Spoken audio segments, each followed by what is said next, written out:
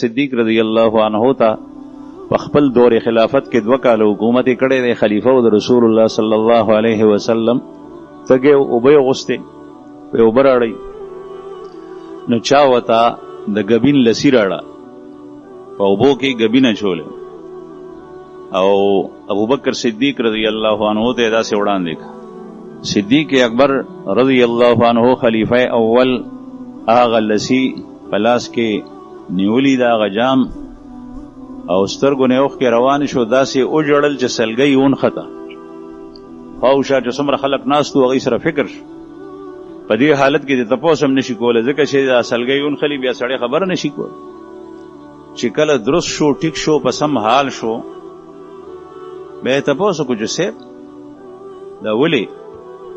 وی چې زی حضرت رسول الله صلی الله علیه وسلم څخه لاړم ویدا الله رسول دا لاسونه داسې کول الیک عني الیک عني الیک عني زمانه لریشه زمانه ډډې تش ما وی چې څوک سره شته دی نه دا الله رسول دا وی چې زمانه لریشه زمانه ډډې تش د سدي پیغمبر علیه الصلاۃ والسلام نو ما تاسو کو چې یا رسول الله تاسو سره خصوصونه داسو ما ته فرمایل چې ما څخه دنیا راغلی و ما کې ځان را منجولو موته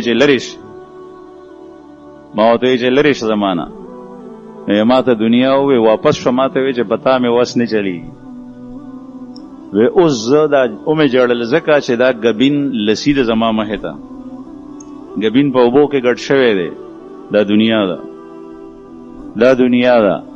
اسینی چې الله جل شانو زمانه ناراضی زکه ما ته دنیا راکړي تاسو اندازو لګوي نن سبا زموږ ملمانه چې راشي عموما مازیګر ټیم کې د خپل خواوشه مرګري چې راشي نو زه منظور ته ویم د غبین لسیو نو لنګر کې غبین مې خیره آغا ملمنو ته لسیو کی وری دا آغا شی ده چې خواري زموږ نه غواړي او تاوان په ډیر نه کیږي او صدیق اکبر رضی الله عنه دې ته دنیا